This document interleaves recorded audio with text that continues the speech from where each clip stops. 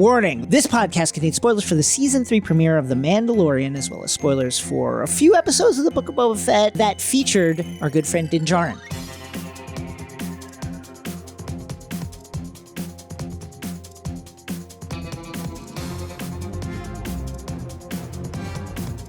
Hello, my name is Jason Concepcion. And I'm Rosie Knight. And welcome to X-Ray Vision, the Crooked Media podcast, where we dive deep into your favorite shows, movies, comics, and pop culture.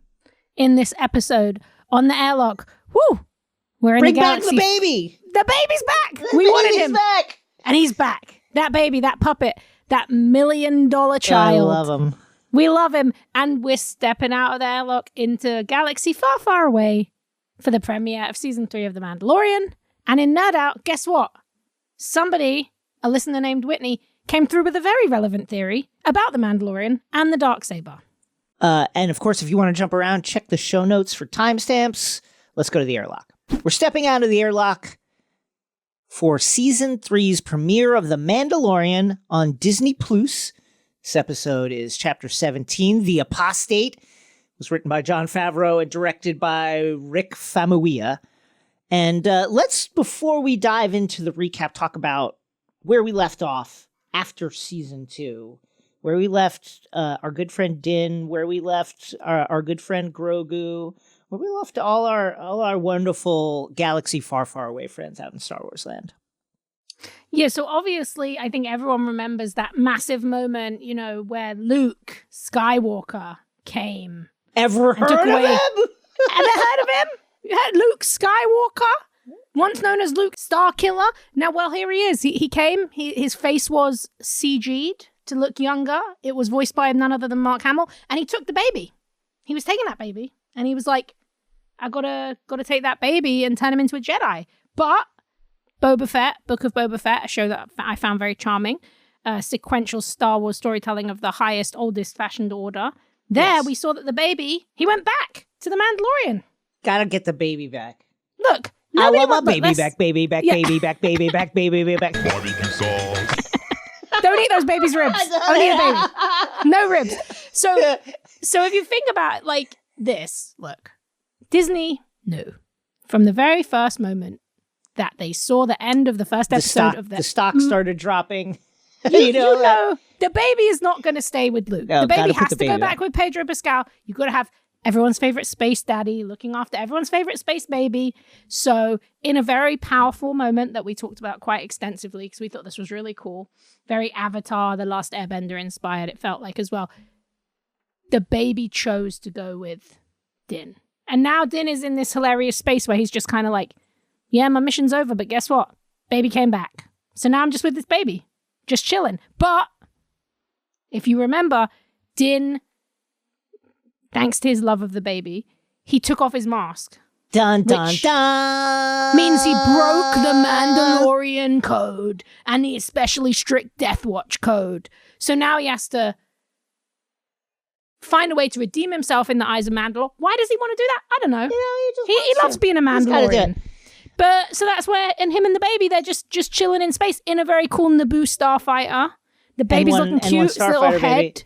Oh my God, popping out in the back. I mean, every time you see this puppet, you're just so happy. There's some wonderful shots of the baby. Yeah, I feel my serotonin rise every time. Every time the camera graces the face of our good friend Grogu, that beautiful 53-now-year-old baby. Let's go to the recap.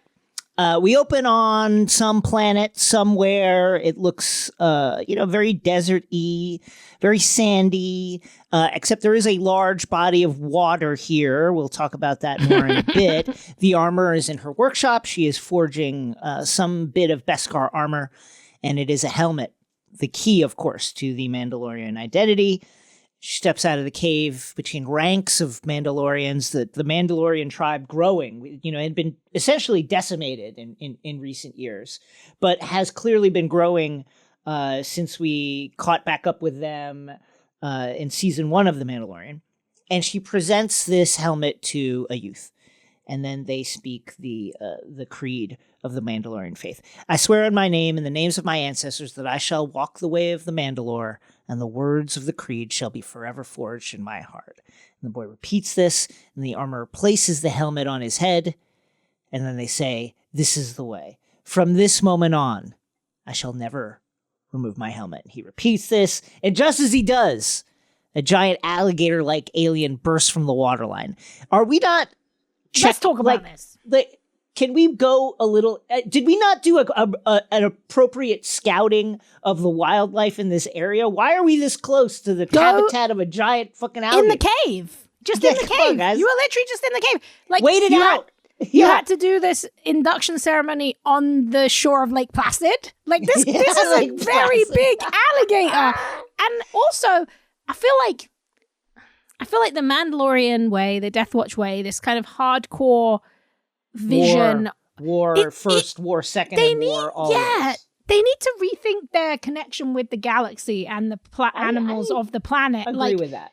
This alligator is just chilling in a lake, and you come down bringing a little tasty-looking child into its midst. Its legs are flipping around in the water as it stands there. He's just hungry. He's not doing anything wrong. He just wants a snack. You're tempting him. I feel like you could have been anywhere else. Also, you said, I think, something important. Listen, we know why they didn't do that, because you need a cool action seater. But, like, just go back into the cave and wait it out. And then when it leaves, come out and say, okay, let's move inland. Let's just move 100 yards in. And you are right, because the real truth is that looks sick. Like, that cool. Alligator looks unbelievable, incredible creature work. I literally was like, oh, this is where the budget of Ant-Man and the Wasp went. Like, it literally, that alligator, it looks like a real live giant. It's beautiful. I love a creature. But you know what I don't love? I don't love to see all these Mandalorians trying to blow up this alligator. And they really did. They open up with everything they have. They send the younglings to safety, and then they start just like unleashing hell on this alligator from ground and, of course, from the air with their jetpacks. You got a couple Mandalorians fly up and attach thermal detonators to the hide of the beast. No effect. They're opening fire with all kinds of things. You got a couple Mandalorians. And this I didn't get what the end goal was here. You had a couple Mandalorian warriors shoot their grappling cables into the animal's neck. Like, it was kind of like they thought they could like pull it down like a circus tent. 500 tons. It's huge. And it's also like 65 million years old or something. This thing is a dinosaur. Like, what were you thinking? It goes into a roll, of course. There's like and the 12 guys who are of you. attached to the alligator get maimed. The armorer then rushes forward to save the stricken Mandalorians who were still attached by their cables. Paz Vizsla saves a young boy, and then opens up with that rotary cannon that he has. And just when it seems like, you know what? The fledgling Mandalorian people just getting back on their feet after, after the purge and the Empire's depredations on their society and culture, they're gonna get destroyed once again by a fucking alligator. Silver Naboo N1 starfighter streaks overhead, and the Mando is here, and he strafes the alligator, and it's barbecue gator for everybody. I hope they eat this gator. They have to eat this. They have to. They have to be sorted for like a long time. Also, please, this man loves to kill a giant ancient animal. I'm getting sick of it. He's cute. He loved the baby, but like, please, just think twice. This guy has killed some real megafauna. Incredible creatures. So later on, Din and our good friend Baby Grogu are hanging out with the armor, and the armor is like lecturing Mando once again. Hey, you took off your helmet. Remember that thing where you took off your helmet? Guess what? You can't be accepted back into Mandalorian society.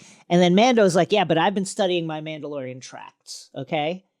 And the Creed talks of redemption, does it not? And the armor is like, yeah, but, no redemption for you. You could only do redemption at the living waters under the mines of Mandalore. And as we all know, ever since the Imperial Purge of Mandalore, that shit is poisoned. You can't go there anymore. So you are an outcast. Why am I even talking to you?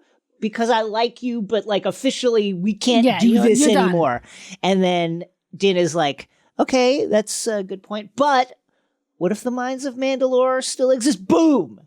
He lays a chunk of crystal as the Empire bombarded Mandalore, like it turned the surface of the planet into this like crystal, this green crystal, and he lays this chunk of crystal on the armorer's workbench, and it has a Mandalorian inscription on it.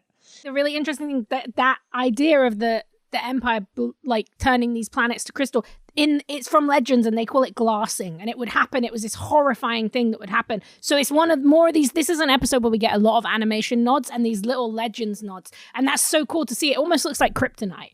It was really a really cool moment, and really like hammers home the violence of what was done to the Mandalorian people. Din is like, yeah, I got this from from Jawas, who said that they got it from a traveler who in turn claims to have visited Mandalore. And does this not prove that Mandalore, while maybe not fully inhabitable, like at scale, might not be poison, is at least like not super poisonous? Like I could go there. And here's my plan, Armor. I think you figured it out. I'm going to go to Mandalore. I'm going to go to the mines of Mandalore. I'm going to go under the mines of Mandalore, and I'm going to bathe in the redemptive living waters. Yeah, what do you say about that? And the Armor is like, you know what? This is the way. I can't fucking argue with it. She's like, sorry, bro. She's like, you're right. Hey, like, let's do it. You know what? You got me there. It's a good plan. She's like, go have a bath, then come back and see me. This is the way. Baby Yoda clearly loves it. Now let me ask you this.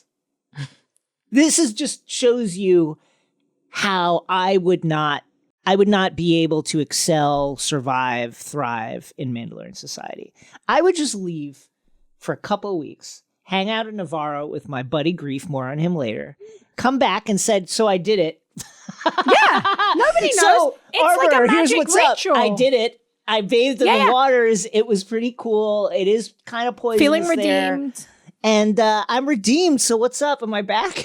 Yeah, and also like you probably would survive. I would say that's actually probably the smartest version. Also, you just be like, guess what? You know what? Don't just have to take my word for it. Cool baby was here. And Baby, he also saw. You saw it, right? You saw it, didn't you? And Grogu's like, yeah, because Grogu will do anything. Grogu's like down. a trouble. He's down, and he's a troublemaker. He loves to cause a bit of mischief. He would like to pull a prank. All he does is you got the right idea. That's what he should be doing. So they head off to go do this. They're in hyperspace. That beautiful kind of like web of light is all around the N1 ship as they move through this hyperspace tunnel, and then Baby Yoda, a look of wonder, goes across this cute little, beautiful little face of Grogu. And it's not just the wonder of interstellar travel. We see that he is looking at a huge whale-like creature with tentacles. It is a Purrgil. And in fact, it's several Purrgils. Yeah, and this was many. This was the first time I really felt the scale of them. Mm-hmm. They're fucking huge. That was really cool. It's so huge. It really feels like, of course, Purrgils were, we first saw them in Rebels, and they are space whales, essentially, that can travel hyperspace tunnels just through their own natural abilities. And it really feels like they're setting the Purrgil up to be part of some larger mystery. I don't know what that is, think so. But it feels like that. Yeah, and in the current Star Wars canon books, there's kind of been this expansion of the idea of hyperspace as almost like its own landscape and its own ecology. And I think that the inclusion of the Purrgil is also like big hint towards like Ahsoka, because they had a big moment in the finale, in the end kind of Rebels. So it's very interesting to see, and I love this because you're right. Like in Rebels, you get to see stuff, but in this moment where you have the tiny baby and this Naboo ship, which we've seen is quite formidable, but it is absolutely dwarfed. It's huge. And at first, Grogu's so into it, and there's one, and it's beautiful. But when he realizes there's 4 or 5, he like runs away. It was really, really wondrous. Din does not see the Purrgils because he is fast asleep at the fucking wheel, which I get it. He's doing a lot, and a single parent, he needs to catch some shut-eye. And you get this really cute moment where Grogu goes through the little tunnel that attaches his bubble to like the main cockpit, and he just like pops up in Din's lap. Snuggles in. He's like, that was scary. I honestly I'm love going it so to bed. much. I love that puppet. They land on Navarro, the gem of the Outer Rim, and you gotta say, looking shiny, looking fucking great. It looks great. Grogu is cooing at the sights and sounds of this lively town center now, including we see a troop of Kowakian monkey lizards in the trees. Yeah, and they're free because in the original free. we'd seen them before in cages, but here they're just chilling like funny monkeys in the tree looking gross. Repping Salacious Crumb. Din is equally amazed. It's like, holy shit, like this place is really, really changed. And they go to the town square where they find a statue of their erstwhile ally come enemy, IG-11, one of our favorite robot droid bounty hunters turned unlikely hero, voiced of course by Taika Waititi. I know, unexpected Taika comeback. Is that what this is promising us for season 3? And as they're gazing up at the conical figure of the late IG-11, the trademark booming voice of Greef Karga bellows, Carl Weathers, we love you. And no one, again, is anyone having more fun than Carl Weathers? I'm not sure. Never. Impossible. This man lived to be in this role in this show, and now his town is thriving and he's feeling good. He's looking good. Oh my, he looks rich. He is looking rich. That cape is heavy. He has 2 droids who just follow him around holding his cape off the floor. He has cape droid. Where do you get cape droid? I need 2 cape droids. This Definitely cape those is like Babu Frick babies made him. Oh, absolutely. I mean, it's this beautiful, like, scarlet velvet cape with all this, like, gold detailing. And from the back, it's, like, all gold. And as you mentioned, it's got these two little red droids on either side of the cape that hold it off the dusty ground. Amazing. And then we find out that Greef Karga has a new title as well. He's not the magistrate of Navarro. He's the high magistrate. And he's like, let's go to my office and let's catch up. So they go to his office. Karga is like, here's what's going on in Navarro. Trade is up. Construction is booming. The mining interests out here in the Navarro system are just pouring credits into the planet. It's really good. It's money. Here's how good it's going. Would you like a free mansion? Because that's what I got for you. How about this? Would you like to become a landowner? How would you like that? Let me ask you this, Mando. A deal you can't refuse. How would you like a prime piece of real estate out by the hot springs? Do you know how much real estate over by the hot springs is? You and the little one, hang up your blasters, live off the fat of the land. And Mando's like, I gotta go bathe in the living waters. I gotta go bathe in the living waters. He should have lived there. You know what? Greef Karga knows, yeah? He sees this baby. He's like, why is the baby still here? And he's like, why are you still hanging out with the baby? He's like, this man obviously loves this baby. And he's like, what does a man and a baby need? They need a house. He's like, why don't you just take a house? He's right. This is giving me big The Last of Us vibes. Please, Pedro Pascal, spend some time with your child in a safe space. Stop taking them on dangerous journeys. And we should add that while this conversation about Mando, for insane reasons, turning down a free fucking house, our good friend Baby Yoda, the beautiful 53-year-old baby, is sitting in Greef Karga's office chair using the Force to spin the chair. It's so good. It's so good. I absolutely love it. So Din explains why he's still hanging out with Baby Yoda and why he can't take a free house. It's the whole thing. I'm an apostate. I need to bathe in living waters. I need redemption. Yeah. And Karga's like, okay, but you'd be landed gentry. Like, this is great. No. And then what about it? Think about it. But before they can really mull it over any further, Greef's protocol droid enters and is like, we got a problem. There's some pirates in town. Pirates. And it turns out Greef knows these pirates. Their leader is a Nikto named Vane, who works for Pirate King Shard. Karga is like, okay, let's get off the street here. You guys are there. The pirates are like knocking, like trying to get into this building that they think is a cantina, but it's actually a school now because Navarro is significantly cleaned up. Things are looking up. Yeah. And Karga's like, that's a school. You're bothering the droid teachers there. Let's just go to my office and talk this over. And of course, Mando is there leaning against a tree, giving him the appropriate muscle that he might need to get these pirates off the street. And Vane is like, listen, what happened to you, man? You paid us for murder and mayhem inside this building that is now apparently a school. And now you're talking about it's a school and you're just like soft now. What the fuck is going on? So Vane like moves his cape away from his blaster. Karga moves his cape away from his blaster. And then all of a sudden they draw.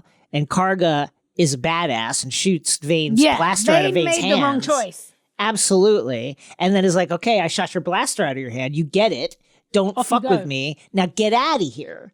And the pirates, by the way they move, clearly we're not going to get out of here. No. Because they did some quick counting. They're like, well, there's 6 of us and there's 2 of this guy. There's Greef Karga and another guy. I think we could take them, even though the other guy is wearing Mandalorian armor. Like, can we even blast her through Probably that? would be some kind of like myths around him. Yeah, you would wonder like fucking things up. These fucking morons. Anyway, so they basically make a move like they're going to do something, and Karga and Mando gun them all down. Okay.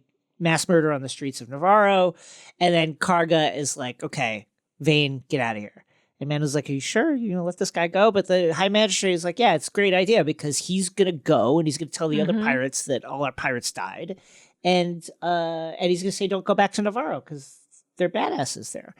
And so that's over. And Karga and Mando are walking back, I would assume, to Greef's office. And he's like, okay, but here's the thing. These pirates are coming by every once in a while. Different things are happening. And we need a marshal. So Amanda's like, well, what about my good friend, former rebel trooper, Cara Dune? You remember Cara Dune? Yeah, what's she up to? What's she up to? Well, Greef is like, well, she's now a notorious anti-vaxxer and far-right figure. But also, she's been recruited by the New Republic Special Forces. Special Forces, so she's out of it. We can't get her back. And by the way, since you asked about Cara Dune, here's what's also going on with Moff Gideon, our good friend Moff Gideon, who you got the Darksaber from. He is currently standing trial for crimes against the galaxy. So what do you say? Marshall? Sounds good, right? That house still available. And Din is like, I don't know. Why don't you just like ring up the New Republic and say, send me a marshal? Yeah, see what they're saying. Yeah, and Karga's like, here's the thing. The New Republic's all the way in the fucking center of the galaxy. We're out here in the Outer Rim. What are they going to do? Like, I don't want to... We dealt with this the first time with the Empire and previously the Republic, and it's like, they're too far away to help us. And he continues, under my watch, Navarro will become the first truly independent trade anchor in the entire sector. Will you be my marshal, Mando, and a free house over by the beautiful hot springs of Navarro? And Mando's like, I can't. He's like, no, man, do you have redemptive waters? Do you have redemptive waters in the area? So Karga's like, okay, I'm sorry. I've been monopolizing this whole conversation ever since you landed here. You and baby Grogu, I've been selfishly offering you a free house and trying to give you a job. I didn't know you were here for serious business. I didn't want to ask. I didn't ask you what you needed. What do you need? And other Din than a is free like, house. Din is like, I got a crazy ask. Resurrect IG-11. What? I was dead. Like, bro, I was like, that was not what I was expecting. Also, like, did he go there just to see an old friend? Did he know the statue was there? Is this something he just cherry picked off the top of his head? I think it was I think it's just like an idea that like he just came in hot, gazed on the statue and was like, you know what? I want my fucking, I hate it. I know, like, as recently as earlier in this series, I fucking hated.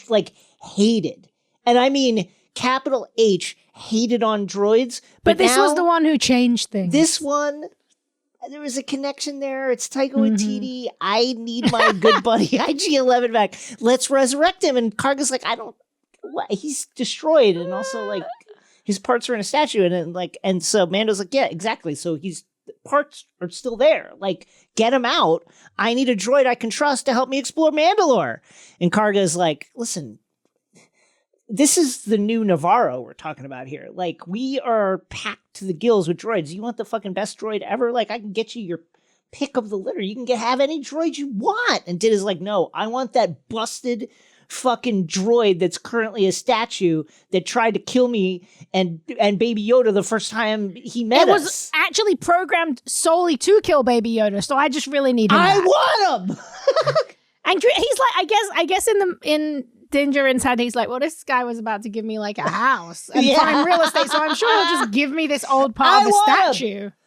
And it is, I think it's actually emblematic of Din's personality, which is, like other Mandalorians, he is extremely set in his ways and beholden to the creative Mandalore and the culture and society of Mandalore.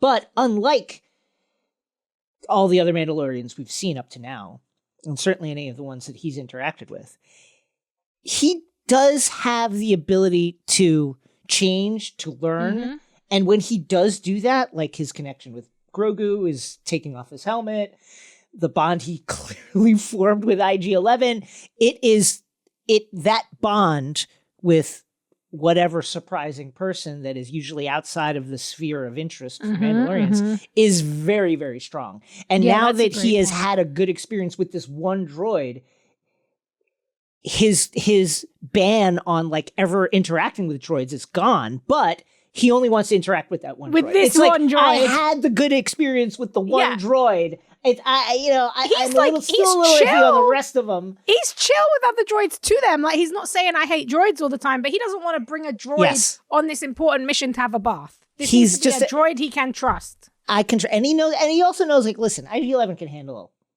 his shit. Like, also, IG-11 will sacrifice his life for the baby and the Mandalorian, so that's a good person to have on your side. So Karga's like, okay, here's what a good friend I am, and I have been ever since you have come back into my life. I offered you a house. I offered you a job. Now come and drag this busted fucking bounty hunting robot to my office. Not like any workshop or some other to my Let's office. Bring it to my office and you can fix it on my desk. So Mando is like, okay, he's doing his thing, and he gets IG-11 comes online. Eyes immediately go red. It has, gone back to its original kill Baby Yoda programming, and like the T-800 at the end of the first Terminator is like crawling around on the floor trying to kill the baby acid, destroy the acid, kill the acid. It's very nightmarish and extremely well done and really creepy. And Mando is just like firing off blaster shots in the office. He then, and this was so funny to me, he then like laterals Baby Yoda to Greef. He like just he's on throws a like a field. target doll of Baby Yoda. It looks like he's like a kid. He's just like, how dare you? Hot potato. I know that Baby Yoda can take, Baby Yoda like has I shouldn't be worried because Baby Yoda could probably have like connection floated. with the Force. Yes, it's not a problem. But still, it was a funny visual to just like it's so yeet funny. Baby Yoda into the arms of Greef Karga. Also, always hilarious to see a puppet like with its legs. So you see the bottom of it. Looks like a doll when you see the. It's like Kermit riding a bike. It's just like, huh? And obviously, Carl Weathers was ready to catch it. Those hench muscles. He was like, huh, the baby's fine. So then IG is like just laser focused on this baby and like it turns and is crawling down toward Greef Karga and Baby Yoda. And quick thinking by the Magistrate's protocol droid, who drops a pretty substantial bust of Greef Karga that he just has in his office onto IG's head, crushing it. And then Mando gives a very Schwarzenegger like line. Now that's using your head.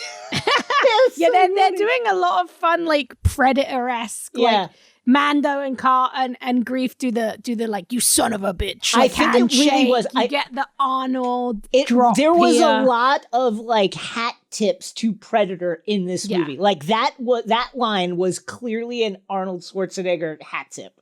It's such a fun sequence, and also like now I feel like, bro, just take the protocol droid. Like that droid That is a quick protocol droid- thinker. wait, hold on. That droid They saved showed your me life. something. Yeah, they just He saved your life. He thought of that plan when you guys were about to get murked by like a fucking Absolutely. half a dead body. Yes. Why don't you just take that guy? That why droid- why do you need this IG? that protocol droid was like a rookie in sports just having a great game. It's like, can we appreciate the quick thinking?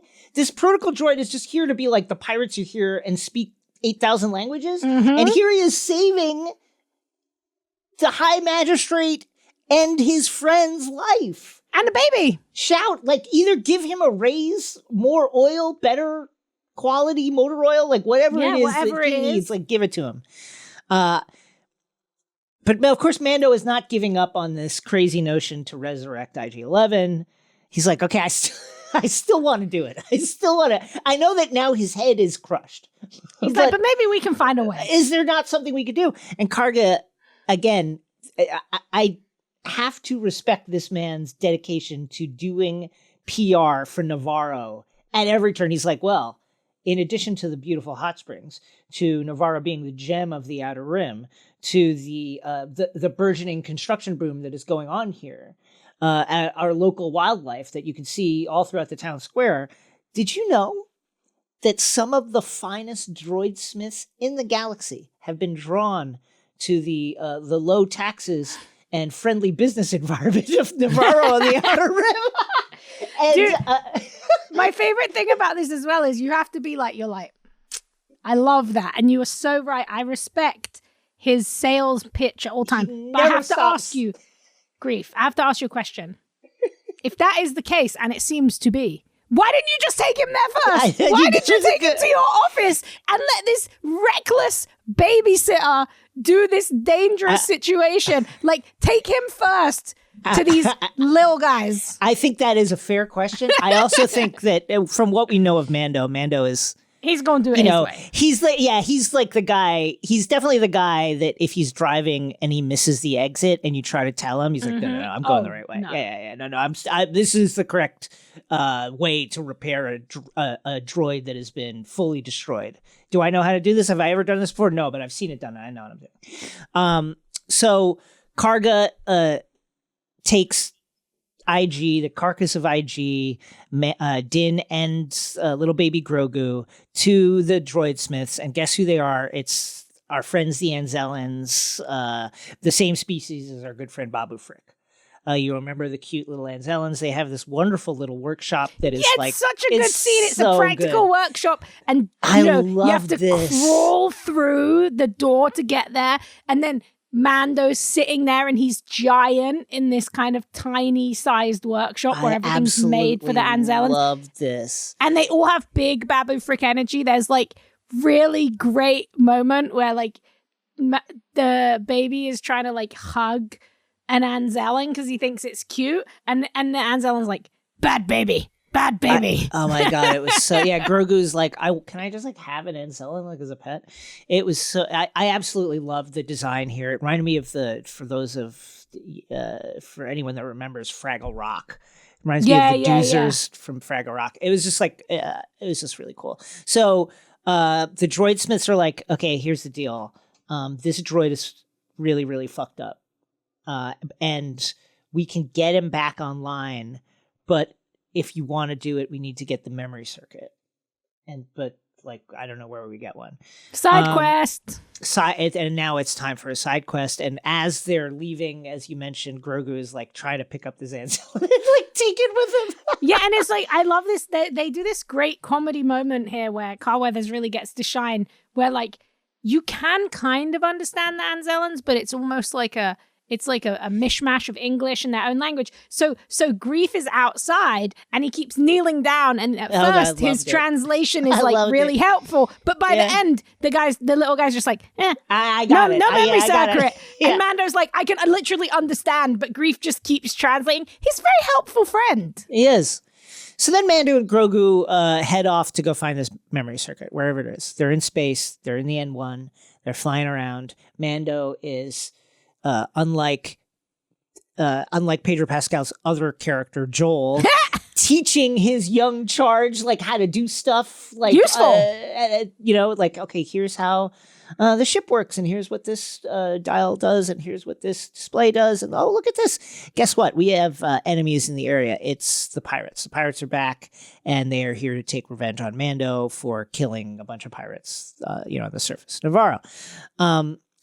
Vane is, of course, leading them, and he radios in. He's like, "Hi, we are Pirate King Gorian Shardsmen, and you will answer to him." And then a dogfight pops off. But Mando is really good. I mean, we've seen Mando work, and there's no way he's going to get taken down by like 6 idiot pirates. So he picks them off one by one. But and Vane is like, "Okay, I'm out of here. I'm gonna rabbit." But Vane is leading them to the flagship of Pirate King Shard. We see Shard, who is like a green spinach monster. It's Swamp Thing. He's got like spinach face, red eyes. I mean, it looks like Swamp Thing. Good on Marvel for getting that one in there first. It was really cute. So he gets, Pirate King Shard gets a lock on the N1 and is like, "Hey, here's what's up. I got a lock on your ship. I'm going to destroy you. Surrender your ship. I'll let you live." And Mando then imparts some really, really great space wisdom. Great line delivery. Says, "Kid, never trust a pirate." And then they make a run for it. And of course they get away because pirates are idiots. They're dumb. They fly to the Mandalore system, specifically the planet Kalevala. And they land at this beautiful Mandalorian castle, like on the seaside, on a cliff. It's absolutely gorgeous. And it's the home of our good friend, Bo-Katan. "I'm here to join you." She's pissed, he says. And she's like, "Well, guess what? There's nothing to join. And fuck you. And also, where's the Darksaber? I don't see it.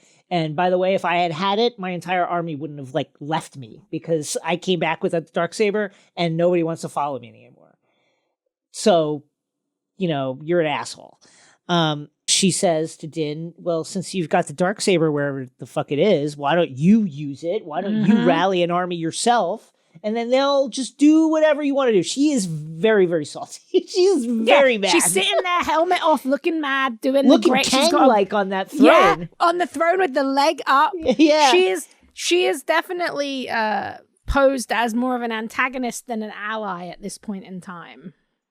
And so then Mando is like, "Well, here's what I'm in town to do. Get this. I'm going to Mandalore."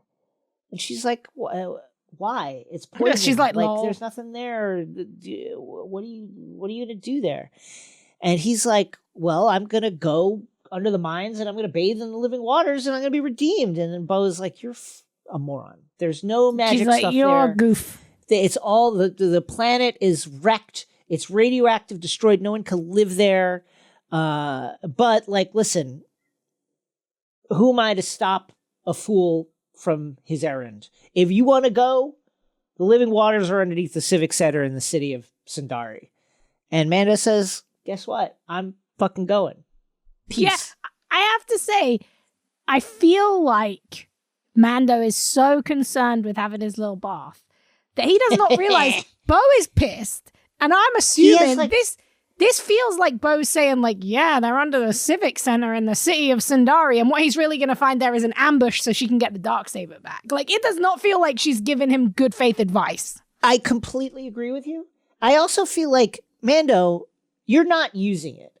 Can't you just stage a fight and then take a dive? Just pretend. Take a dive. "Oh my God, you got me on the chin and I'm going down." And "Oh no, we flipped the coin and now you own it." Sure, now that you would own work. the Darksaber and it's yours. Yeah. Why did you just Mando? Why does he need it? Well, you don't need it. You don't use it. You're shooting everybody. You didn't use it on the pirates. That would have been a good thing to use it on. Give it to Bo-Katan. She needs it. She's an actual leader. You don't want to lead. Just give it to her. You don't need that thing with the way. baby. It's dangerous to... Okay, do you think the baby's going to wield the Darksaber? Is that why he still has it? I feel like now I've just said it. I'm like, there has to be a narrative reason. And I'm like, I guess maybe the baby's going to hold it. I will say that I do. I think that I don't think it'll be in this. I don't think it'll be in The Mandalorian, right? Because the time jump that would need to happen is insane. But I do think that at some point, obviously where we're headed is Grogu is going to be part of the Mandalorian culture, right? That's going to happen. He's going to take the oath. He's going to put on a little helmet. He's going to get a little. I would love to see that baby in the helmet. And with I his think ears at that sticking point, out. And I think at that point, by hook or by crook, he's going to get that Darksaber. Mm-hmm. It just makes too much sense. Like, it feels like this is where this is going. What do you think? Yeah, I think so, definitely. I'm very interested to see how they build it in. There's like a lot of Rebels lore here, like Rebels locations, the Pure Guilds. Like, I'm excited to see where this goes. I also like that they just came back and they were like, look, do you remember what The Mandalorian's about? It's about a baby and a guy, and they're just having fun. Going through space, seeing some cool shit, seeing a familiar face, like shooting some people. Like, they did not come back at this with any other angle than just like, this is the fun Star Wars show. And I love it. I also love to see Rick back as the director, because he directed one of my favorite episodes from the first season. And the fact that he's on like 3 of these episodes this season is very exciting to me. I'm also stoked that Carl Weathers is directing another episode. I can't wait for that. And after the Book of Boba Fett episode that made everyone realize Bryce Dallas Howard should be able to direct a Star Wars movie, I cannot wait to see her episode, because her episode of Book of Boba Fett was like unbelievable. I got to tell you, I think you're right about this ambush. It feels like makes it, right? too much sense to me, right? It feels like we're going to see a lot. She just gives it up so easily. She's like, nah. She's like, sure, go there. Also, he makes a really good point where he's like, weren't you the one who told me it wasn't poisoned? He's like, but now it's poisoned. He's like, something doesn't really add up. But he's so desperate for this redemption and to be part of his culture again that he is ignoring what I feel like are red flags. She even says to him at the end, she's like, goodbye, Din Djarin. And I'm like, yeah, goodbye, because you're about to kill him and take the Darksaber. Let me ask you this. Do you think that the Mandalorians that have kind of gathered around the armorer now on planet to be named later, are they the people that melted away from Bo-Katan's army? She does say something really interesting at the beginning of this, where she's like, the Death Watch, all these different factions, like they destroyed Mandalore, but she was also a separatist. So I think it's unclear. And she sort of said, that her crew are now like mercenaries. So I don't know, but I do think that we're going to end up in a situation where there's going to be different sects of Mandalorians who are going to have to come together if they actually want Mandalore to kind of exist in any coherent way. I like the way they're setting up, too, for Din to be this unlikely and in many ways unwilling leader of the Mandalorian people, because it feels like he's going to be thrust into a situation where, against his nature, he's going to have to be not just like the warrior military leader, but a real political leader for this like fractious and dwindling people that, in Bo-Katan's words, as you mentioned, is just like divided by different schisms and into different factions. I think that's a great point, because something that is really interesting that I wonder if they're going to play on is, we've talked about this a lot, how him and Grogu, they almost are like, they're becoming this kind of melding of Jedi culture and Mandalore culture. And I do wonder if part of the lesson of Din being a new leader for Mandalore is going to be about them changing their ways or adapting to new people or new thought processes, or not changing the creed, but being more open to different readings of it. I feel like that kind of seems like it's an adapt or die kind of situation. Yes, that feels like the underlying theme of this show, in addition to like hangout time with Din and Grogu, is this idea of a culture that is so set in its ways that really is like, not to blame. It would be victim blaming to say the Mandalorians brought some of this stuff on themselves. No. Like the Empire destroyed them, but there is an aspect of their culture that is so war centric that it's like self-defeating in a certain way. And we saw a lot of this in Clone Wars. Saw a lot of this in Clone Wars, where, when political leaders attempted to bring a more progressive, more peace-centric style of politics to the Mandalorians, it turned into basically like a low-level civil war. And now, can this very small surviving sect of the Mandalorian culture adapt in order to survive? I think that is the theme of this series, and it's really interesting. Too. Yeah, it's really interesting. Also, I was also going to say, like, I thought the score was really good for this episode, but it obviously yeah. wasn't Ludwig, and I thought that was really interesting. So Ludwig did do the first 2 seasons and Boba Fett, but I guess for this, it's a composer called Joseph Shirley. But I really liked it. It felt different, but really Star Wars. It's fun. I'm happy to have it back in my life. It's so cheery compared to The Last of Us. Like, really I was watching The Last of Us, and I was like, I need to see the baby again. I was like, The Last of Us is so good, but I am happy that our Pedro Pascal double bill is now like cheery baby, sad baby. I need to see duality. The Milky Web of hyperspace reflected in the beautiful dewy eyes of my 50-year-old baby friend Grogu. We need a baby Yoda actually for the studio. Lucasfilm, send us a baby. We need him. Send us a baby. Send us a baby. Only a green baby. You know what we're talking about. Up next, Nerd Out. In today's Nerd Out, where you tell us what you love and why, or a theory that you're excited to share, Whitney shares the latter. And it's a very interesting question that I feel like leads on extremely well from our conversation. So, Jason, I will let you read this theory about season 3 of The Mandalorian. Hey guys, love the show. You're both amazing. Jason, great job on Jeopardy. Thank you. It's Rosie, true. I'm on Team Eternals with you. I gotta tell you, Team Eternals is growing. More on that later. Baby. It is growing. I've been diving back into The Mandalorian in preparation for season 3. I'm not as deep on the lore as a lot of people, so I don't know if there is some sort of answer or theory on this, but is there any reason to believe that Mando might be better with the Darksaber because of his relationship and attachment to Grogu?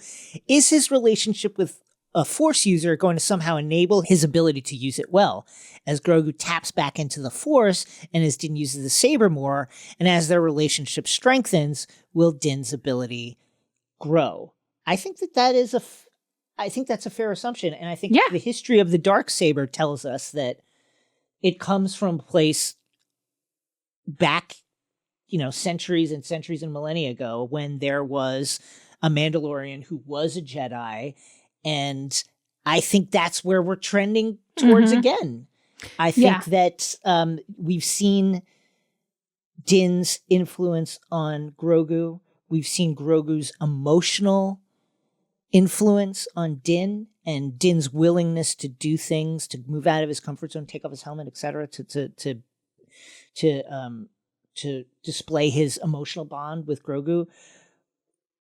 But is there something else? Will Grogu find some sort of connection to the Force in Din that is there to amplify? It's an interesting question. Yeah. And I would love to see that. I would love to see it. This is the kind of thing that makes me so excited about Star Wars. There may be a canon answer. There may be a distinct yes or no. But to me, this is the kind of excitement. I love this idea of the Force as something that flows through everyone and around all of us. That's one of the most magical things about Star Wars. So I love this idea that the nature of Din and Grogu's connection would allow Din to almost access the Force, or at least be more connected to it than somebody else. It's that kind of magic of the end of The Last Jedi, this idea of the democratization of the Force, or, Baze and Chiru in Rogue One, this idea that like people can connect to the Force through different and unexpected ways. And it would make sense that if you were a great swords person and you ended up with this incredibly powerful sword with Jedi connections and you were chilling with an incredibly powerful Jedi, there may be some things that happen there. I mean, it's one of the ultimate Star Wars fan arguments is Han Solo Force sensitive? Because the argument is if you're such a brilliant pilot, that usually Anakin Skywalker was a brilliant pilot. Luke Skywalker was a brilliant pilot. Is Han Solo? Is he tapping into the Force when he does that? Is he a Force user? And I love that gray area of the Force. And I think it's so much fun. And I love this question. And I think we will at least see a hint of this as we move forward with the way that I like that correlation between Grogu learning more about the Force and Din learning more about the saber. Those two things seem like a great parallel to explore. I totally agree. And thank you so much, Whitney, for your question. Folks, if you have theories or passions you want to share, hit us up at xray@crooked.com. Instructions in the show notes. That's it for us this episode. Rosie, plug. What do you have to plug? You can read all my cool articles and stuff at many places. IGN, Nerdist, Den of Geek, Polygon, I have a authory page where you can go through and read thousands of my articles, old and new. You can download free comics also from my website, Rosie Knight. And you can find me here twice a week and also on Instagram and Letterboxd at Rosie Marks. Catch the next episode of X-Ray Vision on March 8th for more The Last of Us on HBO Max. And remember, we'll bring you 2 episodes a week, Wednesdays and Fridays, from your podcast platform of choice. Twice the deep dives, twice the Baby Yoda, twice The Last of Us, twice the everything else. And if you want to see us as well as hear us, you can subscribe on YouTube, where we are now posting full episodes of the show. Plus, follow us at XRVPod on Twitter, where Saul is always doing some cool stuff. And check out the Discord to meet and hang out with a ton of amazing fans and listeners. Plus, me and Jason are there. And if you're into watch parties, those have been popping off recently. There was a midnight watch party for The Mandalorian.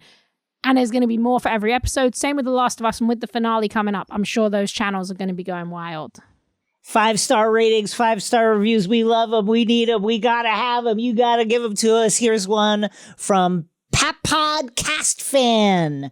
One of my favorites. Thank you, Pat Podcast Fan. One of just damned fun and funny. Even if I'm only slightly familiar or interested, I'll listen to the end of every episode.